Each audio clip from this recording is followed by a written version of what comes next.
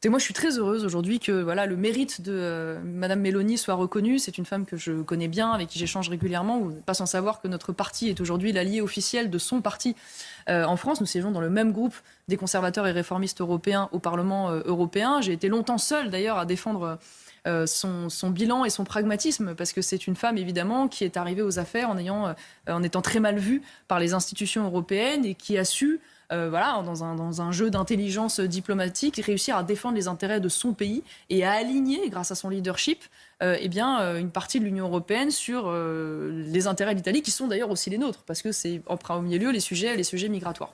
Et elle a des résultats, pas seulement d'ailleurs en matière migratoire, assez spectaculaires, il faut le dire, mais aussi, disons-le, en matière économique. Et y compris sur un certain nombre de sujets de société. Elle se bat par exemple contre la gestation pour autrui. Elle a réhabilité le terme de père et mère dans les documents administratifs. Donc elle est vraiment sur tous les fronts.